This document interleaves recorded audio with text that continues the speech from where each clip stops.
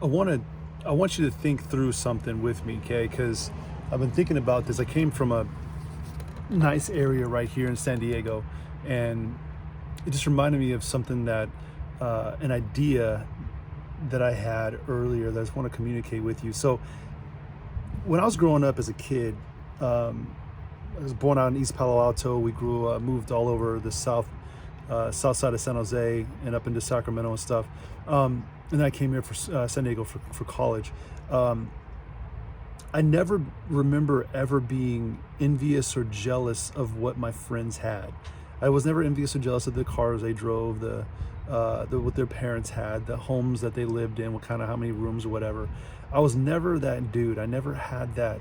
I don't ever think I ever had that, where I looked at what other people had and I thought to myself, well, why do they have that and I don't have that? And I could tell you even now, as an adult, one of the things that's always been impressed upon me is, am I willing to strive for something that I really desire and that I want? And if I'm willing to strive and for those things that I'm hoping for, that I dream about, then I'll put forth the effort to pursue it and to really, put my best effort in for it. So there was a change there for me where well, not really a change, but maybe I think there was a shift for me when I started really realizing that in American culture right now, there's a whole segment of people that think that they deserve something that they've never really earned, that they've never put their best effort toward or pursued. And I'm telling you, like, that's a really sad place to be, man, because like when you see a dream of yours come true, okay, I'll just give you an example. Okay, so when I was like 20 years old, some things happened in my life where I had to basically I was on my own, and I had to work like 2-3 jobs. A Hollywood video, I was used to with a freaking cummerbund and the shoes and all that stuff, and then Round Pizza, and then Seau's the restaurant when Junior Seau was still alive down here. I worked as a chef in the kitchen, and that's back in 4.25 an hour, man. So that was, I mean, minimum wage was 4.25, and I remember thinking back then, I didn't want to live that life forever, because I had to work that much to afford what I wanted.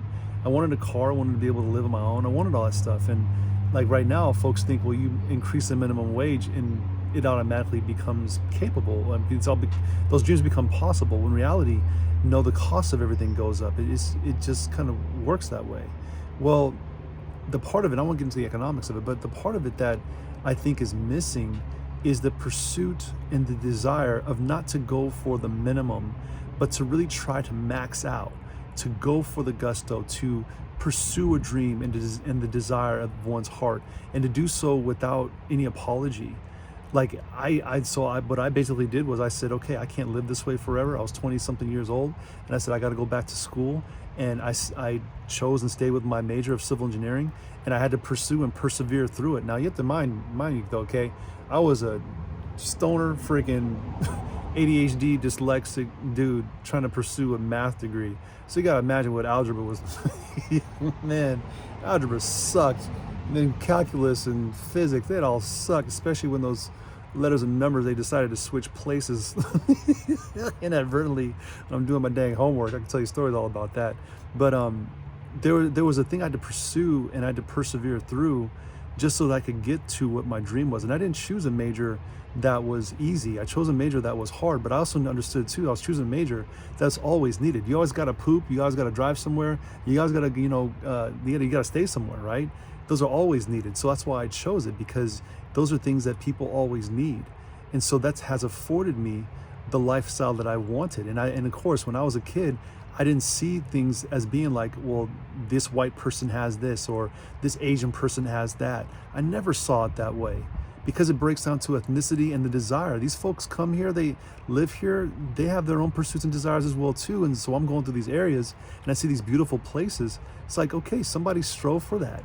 Maybe their parents invested, and maybe their parents gave them that house. Who cares?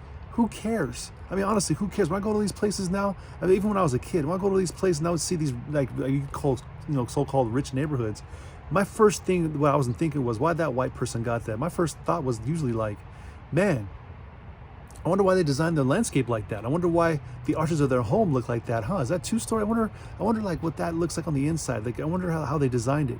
I would always think about some weird freaking construction crap. I couldn't help it. That's just what I thought, design stuff. That's just what the way that I was wired. But I'm gonna tell you, the one thing that wasn't wired into me, it was the one thing that wasn't wired, it was jealousy. I was never jealous of folks in that. And I never looked at it like, okay, a white person has that, so they shouldn't deserve that. Who cares what they have? I never thought that. And I'm hoping, I'm praying that the generation that's living right now, that's like my age, would push that forward to their kids. That they'd say, you know what, it doesn't really matter what people look like, despite what you hear in society, everything's supposed to be, social justice crap.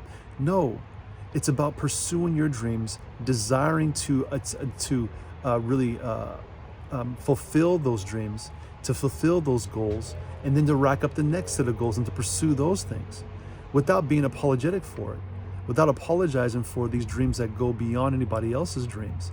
Maybe they're just not dreaming big enough. You're dreaming way big. Maybe your dreams aren't big enough for somebody else. Who cares? But you pursue what you desire. That's a part of the American dream and the American culture. So, what really makes us who we are. But see, what's happened is academia, and these kids are being pushed into these majors. First off, they don't pay. Secondly, they're all academics. So it's all like, if you have a theory and this theory is gonna, you have to play your theory out into society. It's half of the reason why black culture is the way it is and black communities are the way they are, because somebody decided to push some freaking socioeconomic theory onto black people, and then voila, you got black dudes at the dang house. You got hella freaking folks stuck up on the government welfare and stuff like that. And it's not just black people. This is a whole bunch of white people as well. But it's like, this is what's pushed into society as being what should be the norm. And it's not the norm. The norm is to pursue your heart's desire and not to be jealous about what other people's desires are. And then when you pursue what your heart's desire is, you do so that you can fulfill your dreams and your goals. And to not be jealous about other people, because jealousy literally, it freaking will get you killed, dude, because it'll get you killed in which you're pursuing somebody else's wife, somebody else's home, somebody else's car, somebody else's dreams. Make up your own dreams. But what has to happen, though, is that people like my age have to influence people of the younger age, who are like maybe 5 to 7 or 10 years younger, to pursue their own hopes and their dreams, but to establish them and to tell them that, yeah, you might be set up for failure because of academia, because of your parents not speaking to you in reality about what it looks like to get out the dang house and to go and pursue and to pass and to fail in life, and then to get up from the ground and dust yourself off and to keep pursuing and keep pushing forward, to persevere. These kids aren't taught that stuff. But we can do that, especially as men and women who have known what that looks like, who understand what it means to fall, but also understand what it means to rise back up again, because there's hella people that have fallen, but there's a whole lot more people that have gotten back up again. And maybe you might have fallen, maybe you might have been the one to pursue the dream and then everything fell apart. Well, you can always reestablish yourself. That's what's so beautiful about America, is that you can always you can always reinvent yourself.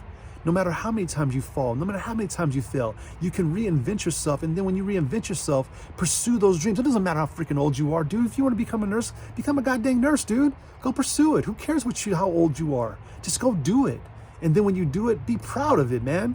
That's what's so beautiful about this place at Red, White, and Blue, is that you can pursue it. Doesn't matter what age you are. Doesn't matter what your intellectual deficiency is. Study your butt off. If an ADHD dude, dyslexic guy, freaking stoner, because I was trying to get my mind right about studying calculus. I hated freaking calculus and physics and differential equations, all that crap, solids and dynamics. I can tell you stories. But I understood what it meant to pursue it. And I understood what it meant to persevere.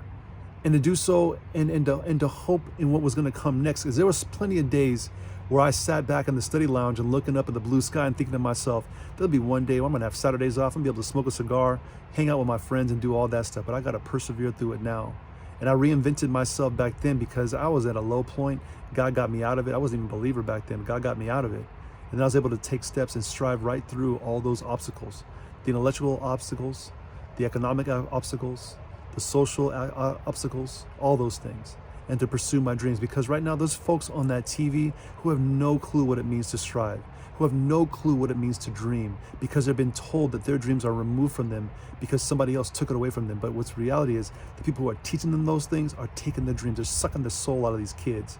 So us people on the couch right now, understand you have a little bit of empathy, but we have to press upon ourselves to be people who are a great example to these kids who need to see folks who are pursuing their dreams and doing so without apology, and then not worrying about if I earned it or not. No, you earned it.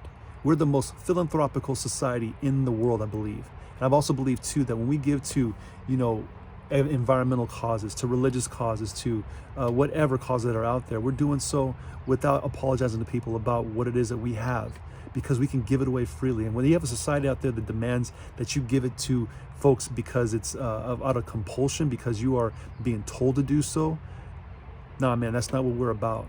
We're about striving, for pursuing, for dreaming, and then making those dreams come true. And we make those dreams come true, everything changes, including those kids who need to hear that from us. And we can be those people to encourage them to keep on striving. But we have to also understand too, when they're off the chain, they got their minds bent on some freaking, when they're bent on hell, give them hell right back. Don't let them take away your dreams. Let them take away what you've earned, because you've earned it. And they can go earn their own too as well, okay? Take care of yourself.